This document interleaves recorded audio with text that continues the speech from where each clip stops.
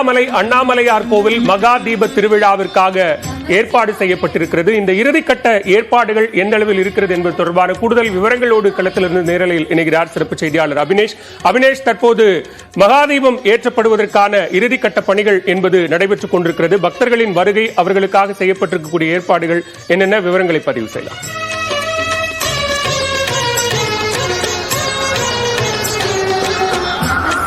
பாலவேல், திருவண்ணாமலை அண்ணாமலையார் கோவிலில் இந்த கார்த்திகை தீப மகாதீப திருவிழா என்பது உலக பிரசித்தி பெற்றது. ஒவ்வொரு ஆண்டும் இது மிக சிறப்பாக கொண்டாடப்பட்டு வரக்கூடிய நிலையில் இந்த ஆண்டும் சரியாக 6 மணிக்கு மகாதீபம் என்பது 2668 அடி உயரத்தில் அந்த கார்த்திகை தீபம் என்பது ஏற்றப்பட இருக்கிறது.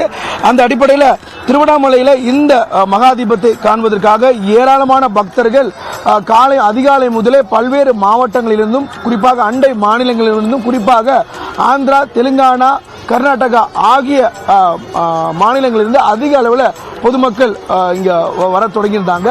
இந்த ஆண்டு ஏற்பட்டிருக்கூடிய நிலச்சரிவு, மழை, பெஞ்சல் புயல் காரணமாக பக்தர்கள் மலை மீது ஏறுவதற்கு அனுமதி இல்லை.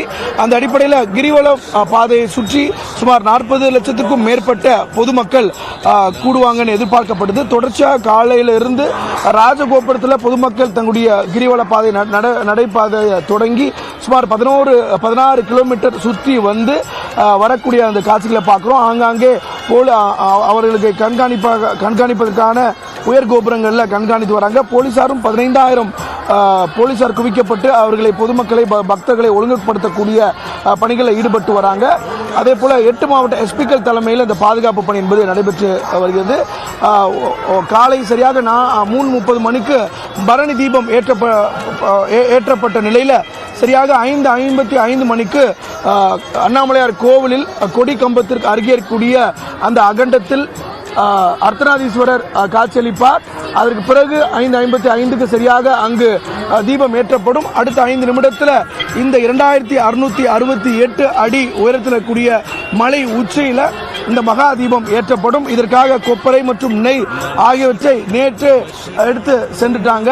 சரியாக இந்த 6 மணி அளவில் இந்த தீபம் என்பது ஏற்றப்படும். சுமார் 40 கிலோமீட்டர் தூரத்திற்கு இந்த மகா தீபம் காட்சியளிக்கும் அப்படின்னு தெரிவிக்கப்பட்டிருக்கிறது. இருப்பினும் பொதுமக்கள் கூட்ட நெரிசலில் சிக்காமல் தவிர்ப்பதற்காக அங்காங்கு கிரிவல பாதையை சுற்றி பொதுமக்களுக்கான அறிவுரைகளை வழங்க ஒளிபெருக்கி மூலமாக காவல்துறையினர் அவ்வப்போது அறிவுரைகளை வழங்கி வராங்க. பொதுமக்களையும் ஒழுங்குபடுத்தி செல்லுமாறும் சொல்றாங்க. அந்த அடிப்படையில் காலையில் தொடங்கி 16 கிலோமீட்டருக்கு சுற்றி வரக்கூடிய காட்சியில் பார்க்குறோம். சுமார் 5 மணி அளவில் பொதுமக்கள் அங்கங்கே எங்கே இருக்கிறாங்களோ அந்த பகுதியிலே நின்றுவாங்க. அந்த 1 மணி நேரம் அப்படிங்கிறது ஒரு முக்கியமான நேரமாக பார்க்கப்படுது. ஒவ்வொரு ஆண்டும் இந்த திருவண்ணாமலை மகாதீபத்துடைய அதை பார்ப்பதற்கான வரக்கூடிய பக்தர்கள் எண்ணிக்கை தொடர்ந்து அதிகரித்தே வருது.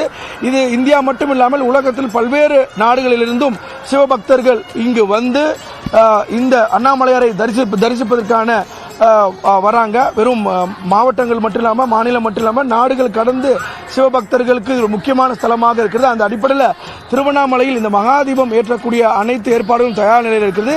சுமார் 3:30 மணியிலிருந்து கோவிலுக்குள் இசை கச்சேரியோடு இந்த மகாதீப நிகழ்ச்சி என்பது தொடங்க இருக்கிறது. தொடங்கி சரியாக ஒரு 6 மணிக்கு மலை உச்சியில் அந்த தீபம் ஏற்றக்கூடிய அந்த நிகழ்வு ஒரு உச்சபட்ச நிகழ்வாக இருக்கிறது. அனைத்து ஏற்பாடுகளையும் மாவட்ட நிர்வாகம் தயார் நிலையில் வைத்திருக்கிறாங்க. பாலவேல், தற்போதைய தகவல்களுக்கு நன்றி அபினேஷ். திருவண்ணாமலை